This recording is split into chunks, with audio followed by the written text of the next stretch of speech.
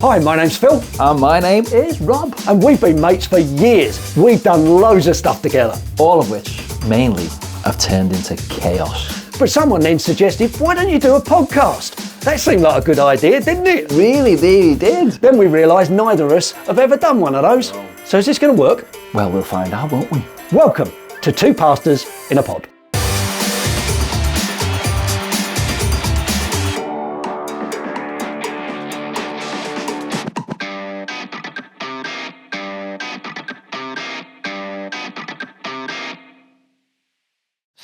So here we are. We're back again, back in the studio. And what number is this one? This is number 31. Now, I've got to tell you right at the outset that yesterday I was with someone who has watched every single episode of Two Pastors in a Pod. Is that your mother? It's not my mother. She said it was an amazing thing, made her laugh an awful lot. She thought they were brilliant. So I slipped her a $5 and she seemed quite happy. See, I'd have slipped her a tenner. That's the difference between you and me. Well, that's right. Obviously, you've got bigger pockets. Somebody's Somebody's listening. But you've come up with a little idea, haven't you? I have. So if this is your first time with us, we are so pleased to have you here. Yeah. But this is the hot off the press. This is really exciting news. This is episode 31, and we thought, me and him, decided that we'd like to run a competition. Now, everybody loves a competition, so we'd like to run a competition with you, our viewers. If you've been watching or you're new to it, we would like you to send us your funniest stories about tea, drinking tea, whatever, tea time, the funniest stories you've got. Now, does it have to be tea? Because a lot of people are just coffee drinkers out there. Well, okay, anything to do with the drink that you think's really funny. A hot drink, not alcohol, we'll leave that. Beverage. So a hot beverage, anything you think's funny, send it into the address on the bottom of the screen. Yeah. And what we'll do... Answers on a postcard. We've got all of that, but the prize is amazing. Yeah. For the person who wins, who gives us we'll read a few out on the next few podcasts whenever, but whoever wins gets to come in, see how the podcast works in the studio. Yeah. They may get a little gift from you and me, but here's the best bit. Go on. They get to go out to lunch with you and me. That's absolutely no one's going to enter the competition. Everyone's going to want if it was just an hour with you and me. If it was just me, they might enter. Is that right? Yeah. So, particularly open to everybody's pay. We'll talk about that when we get to it. Now, this competition is open to not just ladies, okay? This is open to everybody. This is open to everybody. Send in your funny stories about a hot beverage. Yeah. We'll read them out, and you could win an executive prize. Absolutely. Now, on another note, yes. Tell me, how long have you been a Christian? Well, I came to the Lord in 1985. So we are. How's your maths? 1955. Shocking. What year are we in? 2025. 2025. Oh, look at that. That'd be that is a few years. That's easy to. That should be easy to work out. 95, 40. 40 years. 40. I know I don't look old enough. Well, you do. I have been a Christian for 40 years. So let me ask you a question. You're 40 years as a Christian, well established. You're a church leader. You're a pastor. Yeah. Has your faith ever faltered? It hasn't. Has it ever had a spiritual wobble? Yeah, I think a few times. I think on your on the road with Jesus. Often because of life and different circumstances, your faith can falter. Yeah. I mean, mine pretty much right at the start. So I came to know the Lord in 1985 at Bridge Chapel in Liverpool, and then I got a job that moved me down to South Wales. So I'd started going to church. I'd been going to church for 3 months, and great, loved it. Was really absorbing everything that was being taught and going on in my faith. But then I moved to South Wales, and I went to a church, and it was totally different. And I just couldn't gel with this church. And I was young in the faith, and gradually I waned, and I stopped going to church. So my sister sent me letters. And this is big, isn't it? You can't say that. Oh no, we can't say that. Sorry. My sister. Sorry, your sister Jane. My apologies. She's been on the podcast. So she sent me letters, and she rang me up and things like that, and encouraged me to go back to church. And I did occasionally, but then a friend of mine went to Bible college, which was near to where I was living at the time. And he knocked on the door one day, and actually he really did help me. And he took me to a church, and it was in that church that again I found. Well, I didn't find the Lord again, because the Lord was always with me, but my faith was rekindled, so reignited, if you like, and I went from strength to strength. But also, going through the years, when I became very busy in business, I had very little time for the things of God. Right. And I reckon I faltered then a little bit. Never doubted. Because there's a lot. Never ever doubted. Because there's a lot of people who would think that as pastors, as religious leaders, as we would never wobble at all in our faith. And really, that's what we're going to talk about, isn't it? We are. But what about you? Because you've had. We were talking in the car on the way up. Yeah, we were. And you've had one or two wobbles. Yeah, I think, like you, I've never, as a Christian, doubted my faith in God or what he can do. I have had arguments with God. Yeah. In fact, I quite regularly have arguments with God, a bit like the psalmist, where I don't get why God's doing certain things. But I've never got to a point where I go, I don't actually believe this anymore. But there's been that kind of struggle to understand. I think it's probably my thing. I think one of the things is that I've spent a lot of time, like you have as pastors, sitting down with people and having a cup of tea, talking about their faith. Yeah. So let's cut straight to the chase. Well, it is very true that a cup of tea does solve a lot of problems. Well, let's see whether this one does. We're going to look at best in brew. Now, last time, you'll remember. Looks like another sample. Can you remember what we had last time? I haven't got a clue. It was the most expensive tea. Oh, yes. Yeah, and you'll remember it was milky blue oolong tea. Which you didn't pay for. Which I didn't pay for. However, it got a staggering 9 from me and an 8 from you. Yeah, it was the best tea we'd had. It was high score. So this is quite a high bar has been set now. Well, this is a very different tea. Now, outside, the weather is getting a little bit... I'll do the honest. All right. The weather outside is getting a little bit wet. Outside is frightful. It is. So you like to be around a warm fire. Yeah? Okay. A warm fire, real fire. Now, maybe this is the tea. You're selling this really well, actually. It's a cosy cuppa. So this is German cosy cuppa. A German? It is. Have a sniff. What do you reckon? Okay, I'm getting vanilla. Yes, it does have vanilla. Yeah. Come on, what do you think? Well, that's quite sweet. That is sweet. That's nice. What do you reckon it is? That is actually nice. What do you reckon it is? You were right with vanilla. I recommend this one, whatever it is. What is it, Phil? Okay, I'm going to get the box. All right. Now, the trouble is, this is German. All right. Yes, come on. So what I've done, I took... Apologies to any of you, those of you from Germany. I'm watching this. I've taken my phone and I've put the translator on it. All right. So the translator is a good little thing. This says, it's upside down for a start. So this translates it from German to English. Yes. It says it needs to steep for 8 minutes. Steep. It means sit there, stew for 8 minutes. Okay. It's got rosehip in it. Mm-hmm. It's got apple in it. Yeah. It's got roasted cobalt in it. I had to look up what cobalt was. Yeah. That's a pod of a tree. It's got cinnamon in it. Because it tastes a bit like a cinnamon. Oh, very good. This is cinnamon buns. Yes. This is cinnamon buns if you're watching online. So it does taste like a cinnamon. So what do you reckon? Nice. Do you like it? I think I'm going to give that an 8. What? Really? Possibly a 9. Do you know, this is also vegan. And just to prove it, the fact that it is vegan, my daughter-in-law has drunk all of them. So where did you get that one then? Because that's nice. This came from Berlin. Well, I'm not going to go all the way to Berlin to buy it. So whether you can buy it, but it's nice, isn't it? I'm sure you can get it online. Look, there you go. So cup of tea. I give that's definitely an 8. That's an 8 from me. I like that. So we've had many discussions around a cup of tea. Yeah, we have. With people in pastoral situations where we've talked about faith. And often a faltering faith, haven't we? Well, I think one of the things is that we live in a world where nothing seems solid. It's always fluid and nothing seems reliable.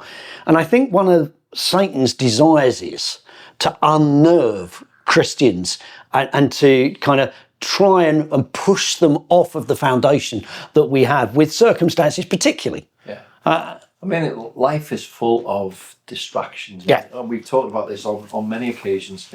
And we can be distracted from what we're actually called to be and called to do. Because, as you say, we have an enemy, the enemy of our souls, who doesn't want our faith to be strong. He wants our faith to falter, doesn't he? I mean, the Bible's full of examples of that. And the immediate example when we talked about faltering faith that came to my mind is in Mark's Gospel, isn't it? You know, that Mark's Gospel has that picture of the father who has a son. You know, illness, as you watch on, is always difficult for a faith, particularly if nothing seems to be changing. That's Mark 9, isn't it? Yeah, Mark 9. And he comes to Jesus and there just isn't any way seemingly of change. Yeah. And then Jesus talks to him. And I love his honesty, because he turns to Jesus, he said, I do believe. Yeah. Help my unbelief. And I think that's the cry of many kind of Christians at the moment. I've prayed that on many occasions. Yeah. I mean, we do an accountability session. Yeah, we do. And it was written by John Piper, who used to be the pastor of Bethlehem Baptist Church over in Mississippi. Yeah. Or not Mississippi. No, not Mississippi, was it? Anyway, somewhere in Minneapolis. Yeah, Minneapolis. In the States. And he had a set of questions, accountability questions. And one of the questions on there was, are you struggling with unbelief? And when I first got that, I thought, well, why is he asking that? Yeah. He's asking that of his elders. Yeah. You know, are you struggling with unbelief? And you have to score yourself on a 1 to 10. So 1 being that you needed help, and 10 being that you're fully on board. There's no issues at all. But I thought about it, and the way I looked at that question was, well, is my life reflecting a life of belief? Am I being faithful to the faith that I have in Jesus Christ? And when you think of it in those terms, so am I living in belief, or am I living more in unbelief? Am I trusting in the wholeheartedly in the I'm totally surrendered to the promises of God, or am I struggling with that because of the way I'm living? And I guess that's one of the pictures. The truth is that faith isn't an absence of doubt. It's a choosing. We choose to trust in the uncertainty. So there's always going to be doubt. We're human beings. And there is doubt. And if you look through Scripture, I'm sure we're going to talk about that quite a bit. But ultimately, it's about wanting and longing to continue to trust God in the uncertainties that we struggle with. I mean, the Apostle Peter, great example. I like the Apostle Peter, because often when I talk about the Apostle Peter, he reminds me of certain people, you know, stubborn, you know, outspoken, that kind of thing. Is that when you're looking in the mirror? Not easy. Yeah. But do you remember when he tried to walk on the water to Jesus? He did. He kind of got out of the boat. That took a lot of faith. It did. Yeah, he did. He stepped out of the boat. But he got part way across, and then he looked at the storm and stopped looking at Jesus, and he begins to sink. He did. But what strikes me is, and what did Jesus say to him? Oh, you of little faith. And so this was about his faith. But what strikes me most is that as he sank, Jesus reaches out and pulls him back up again. He does. That it's not a case of scolding Peter for his lack of unbelief. He mentions it, but then you move on in Peter's story, don't you? Oh yeah. You move on. Yeah, then he really screws up.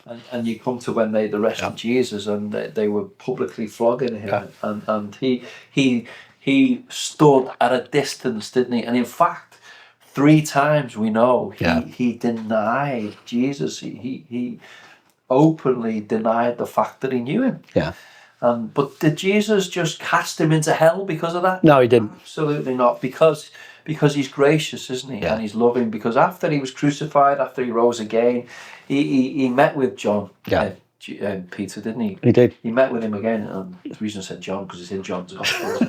So he met with him, and 3 times he asked him, didn't he? What did he ask him, Phil? 3 times he said, do you love me? Do you love me? Do you love me? Do you love me? And the response each time, once Peter had sent them all in different directions, well, I love them more than them, and he eventually got, okay, now I realise what you mean.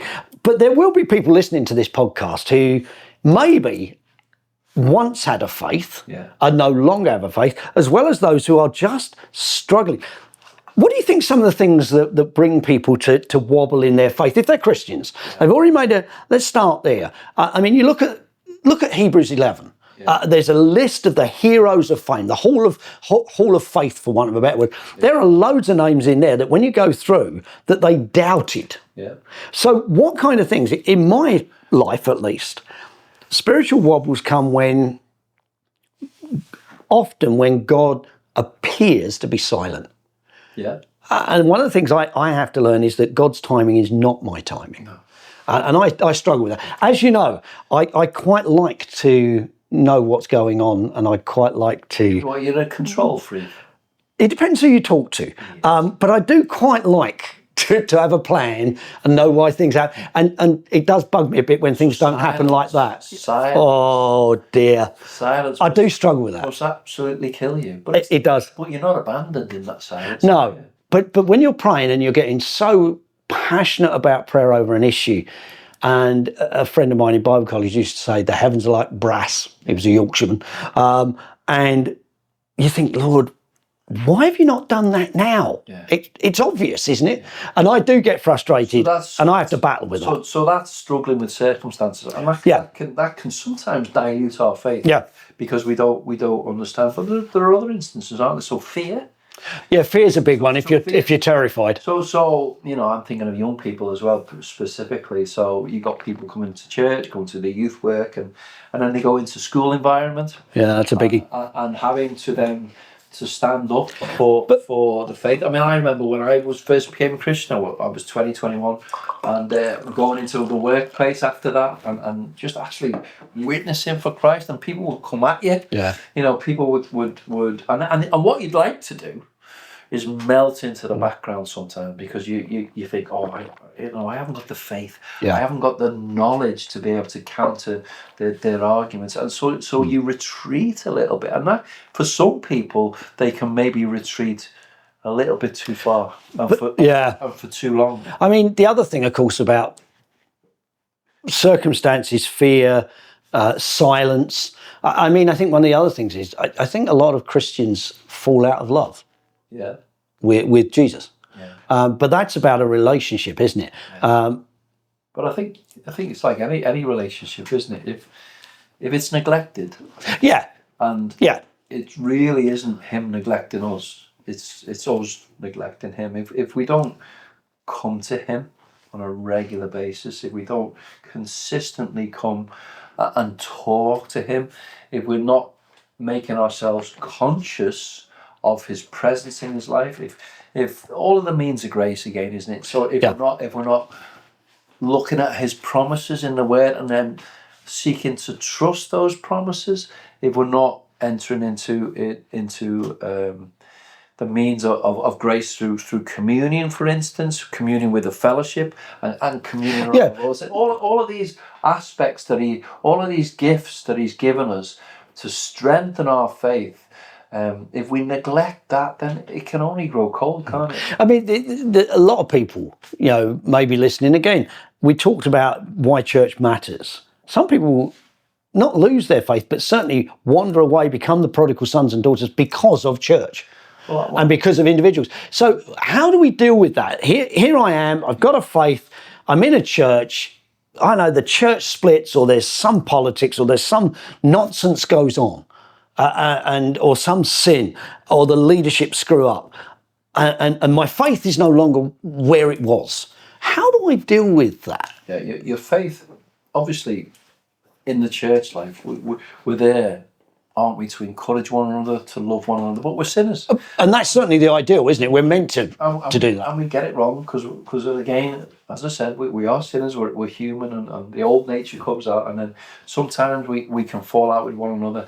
But that shouldn't stop us from looking to Jesus. So he never gets it wrong. Yeah. He is always right. We don't follow individuals, do we? We follow. And in fairness, we don't follow a church either. And that's what I always say to people who have fallen out with someone at church or broken away from a church. Or a church has failed. Is not to look to the individuals, but to look to Jesus. And it's what Jesus would want, not what you want, actually, because it becomes about us instead of becoming about him. And our faith falters because to a certain extent, we get a little bit selfish, I think. Yeah. And we're inward looking rather than looking up to Jesus. And because we're hurt, and it's legitimate that we're hurt, but we should take that pain to Jesus, shouldn't we? And we should seek wise counsel in those circumstances. Yeah, and I think, like you know, it does mean maybe moving churches if that's the case. I mean, that might be the case. But this is about a relationship. I mean, I read a quote the other day, and it says this: faith isn't perfect confidence. It's persistence, obedience. Yeah. So faith isn't perfect confidence, because that's a real struggle for us as sinful human beings to do all the time. But it is about persistent obedience. This is what the Lord has told me to do, to trust in this matter, to deal with that issue. And I found that really helpful, that keep on walking, even when you can't see everything planning out. And Paul wrote, didn't he, in Romans 10:17, faith comes by hearing, and hearing comes from the word of God. So if we walk away, not only from church, and if we walk away from the word of God and consistently, like you say, being obedient to it and reading it, then our faith will falter. So do you think though, if right now we're a prodigal son or daughter, by that I mean, you know, the account of the man who kind of walked away from his father and went off and did his own thing, which is a picture of what happens when we step back from the things of God and church, and you know, is that kind of the end of the story? No, I mean, it isn't. I mean, I don't know whether you have, but I've certainly got family members who, at a young age, professed faith, and were baptised, and were seemingly going on strong with the Lord, but then for a number of reasons walked away from church life. But I guess for all the reasons that we've talked about, you know, the pressure of the world, distraction, work, whatever, and the materialistic culture that we that kind of thing, and now, you know, we're talking a couple of decades on, and they're still not got to the place where they've reached the pigsty. Yeah, right. Which is the story. Or stood in the poo. So they're still not looking back to the Father that they once had a faith in, and the heart is still hardened to the things of God, and but more into the world. And that's the prayer, isn't it? So what would you say in those circumstances? How would you counsel the likes of me, who has a family member in those circumstances? I mean, that's always heartbreaking. Because I'm sure out there there'll be I mean, that's always heartbreaking. It's like when we have individuals in our family who are not saved, and our heart breaks for them. Yeah. But I think one of the things is that the story of the prodigal son, the account of the prodigal son, doesn't end in failure, does it? No. It ends in forgiveness. And I think one of the things that we would say, and I would say, is you need to pray for those individuals. They need to be your day. Lord, draw them back. Lord, draw them back. Now, bear in mind, the Lord will do that in a number of ways. He draws back in love, but he also can draw back in discipline. You know, things can happen, and the only place to go is back to the God they loved. Or there might be God deals with them in a different way, but we need to pray, Lord, you deal with them in order to bring them back into that relationship. It's not the end. No, it's not. So we have to be faithful in praying for these individuals consistently. You know, the parable of the persistent widow. We have to keep praying and praying and praying for these individuals. I think a few weeks ago I spoke to someone who, again, had once had a faith, been baptised. Their faith was nowhere. Yeah. And their argument was, I've sinned too much. Yes. But the truth is, you can't out-sin God's mercy. God's mercy, God's love, God's grace. And we have to get that in our minds, that if we are listening to this podcast and right now our faith is having a wobble, one, that is something which can happen. But it is not the unforgivable sin. You know, faith and doubt, it's a bit like, I remember an older Christian once talking to me about that doubt is a bit like on a sunny day walking under a tree. It's like dapple shade. You know, you kind of know everything. You know about that relationship, but you're now in that dapple shade where it's a little bit dark, a little bit distant. And it's not until you come out, the sun hasn't gone. God hasn't gone. He's still shining his love and his mercy, but we've kind of just disappeared a little bit. But God wants to draw us back. That's the whole point of the prodigal. And we trust in our prayers. So So I visited a chap many years ago. His wife came to church, but he didn't. But he became ill, quite seriously ill, and his wife asked me to go and visit him. And she did say to me that he doesn't have a faith. So I went and visited him and chatted to him. A lovely fellow, very ill. And I said to him, look, I hope you don't mind, but I'm going to read some scripture and pray with you. So I opened up a psalm and I began to read this psalm. And I'd only got through one line and he finished it. Wow. He knew it off by heart. Yeah. And I said to him, I didn't think you had any faith in you. He said, well, no, I went to Sunday school as a child. Now, bear in mind, this was a 70-odd-year-old man. That shows one of the blessings of youth work. Absolutely. And he was able to recite that. And I said, would you mind if I pray with you? And he said, no, I'd love you to pray. And he really engaged with the prayer. But it just shows you, doesn't it? His wife been praying for him for years. And just that one moment. And then, sadly he passed away a few weeks later. But I'm pretty confident that his faith was restored in those last moments again. So you see, again, I think keep praying and keep witnessing. Yeah, I mean, that demonstrates one of the sadness that we don't do Christian assemblies in many schools, that they are not kind of, this is a must.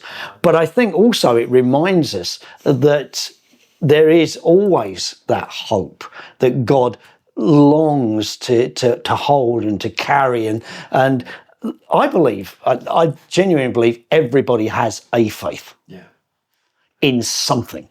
And if you dig deep with people, they have a faith in something. For us as Christians, the faith in a real God who genuinely cares for us and draws us and carries us when things are difficult. But there will be those who will be angry with God maybe over circumstances, but God still loves us. And we need to be those who say, this is a bit wobbly right now, and be honest with people. Absolutely. I mean, that's what the man did with his son. I don't get why my son's ill, Jesus. I don't understand why he's near to death. I don't understand. Help me understand and believe. Yeah. And I think that should be a prayer for all of us. And as a church, we should be getting alongside people. Absolutely, yeah. We should be looking for those who perhaps haven't been to church for a few weeks, or we haven't seen them around. And we maybe start with a text, or even old school, even send them a card, or well, that's good. Or actually ring them up. Yeah, I mean, we need to be careful how we do that because it can't be judgmental. Well, I was about to say that. It has to. We have to give people who are struggling, who are faltering in their faith. Yeah. They have to feel safe. Yeah. That they're not going to be judged for that. And the best way to do that is to share your own experience, because all of us at some point in our Christian walk would have had the wobbles. Yeah, and I think the honesty of that is what we started with, that none of us kind of escape that. Yeah. But again, that kind of faith wobble is not the end. Doubt is not the end. And I think ultimately, for all of us, we've got the promise that the Lord Jesus Christ will never leave us nor forsake us, and we need to hold on to that. His grace prevails over our faltering faith. Yeah. See, that's great. I mean, our time's gone on this podcast. And so if you're out there and you have listened to this and your faith's having a falter right now, it's a bit of a wobble spiritually, get in touch either with us here at Two Pastors in a Pod. You can do that with the screen with the address underneath, or talk to another Christian or your pastor, whoever you trust, to get involved with that. We'd be happy to pray for you. You've got to email in. Yeah, absolutely. We'd be happy to pray for you. And we will do that. Now, last thing, if you haven't already caught up, you can get all episodes of Two Pastors in a Pod. Where's that? We do this every time, and I don't know why we do it. I know, because you ain't got a clue, have you? Because you're a creature of habit. I am a creature of habit. So on the internet. So Spotify, Apple, or wherever you get your podcast. Now, don't forget the cuppa competition. The cuppa competition. Yeah. So tell us about something funny that's happened around a drink, over a cup of tea or coffee. Send it in. We'll take a look, and the prize is unique. This has been Two Pastors in a Pod, episode 31. See you soon. See you soon. Ta-da.